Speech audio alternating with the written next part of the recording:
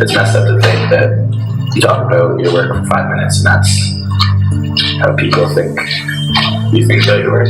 It just seems insane, like my aspirations I have. So just watch and see what I do.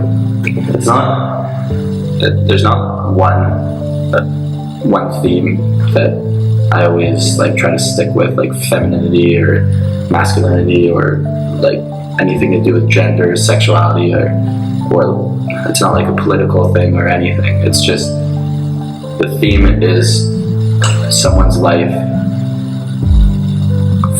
that was born in 1990 like the theme is just someone's life. I never limit myself to anything. Just whatever is kind of around at the time is my favorite medium to work with. I always resort to, like recently I've been working a lot with like pretty mixed media type work. Sometimes on found material like this board and this skit, and then I'm working on other times just on perfect stretch gallery canvases and everything. Like that thing right there is actually a painting on top of someone else's painting that was just abandoned and left for garbage. So it's always different. Talking about your work means nothing. Everything you need to know about the work is in the work itself.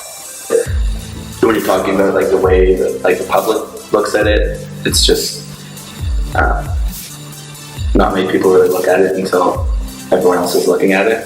So like the bandwagon approach to art, like the interviews and stuff are like easily digested. Oh, when I can't make art, that annoys me the most about art. Even when I was talking about school not really teaching me anything, it did teach me. It taught me a lot. There's all this stuff I have to do that doesn't involve me making art. I gotta talk with galleries and make inventories of your artwork and document it all and put it up on websites and distribute it to so-and-so and mail out all these competitions. And it's like, when do you actually get to paint? You're working on projects outside of school and towards something that you know you want to be working towards, and school pulls you like down this different path. There's a lot to be in the studio all the time. In the studio and living a life that is worth painting about. Because they always teach you different ways to paint. Like they teach you how they think you should be painting, not how you are progressing. So I learned the most outside of school. I painted with like a group of people in a collective since I was 8. And that's where I actually learned how to paint. I understand myself better by looking at my paintings. And I've had people that have like spoken to me and said that they've had that same thing. Like they understand their life more after looking at one of the paintings. And I've looked at so much art and whatnot through like museums and galleries and everything.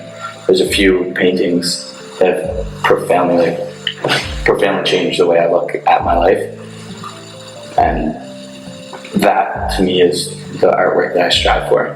Influences are anything significant on my life. So if I'm in too big of a routine, then I get bored. So I always need to like take off and travel. That's why like I'm flying up to Hawaii just so I have a new setting to be inspired by. So drastic life events are my biggest influences on my work.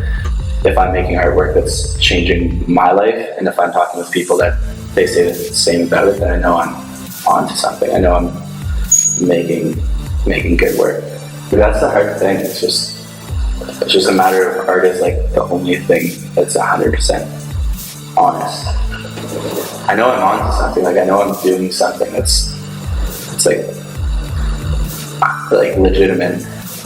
It's hard that other people don't necessarily get it. They just think it's complete random things. But it's far from that. There's like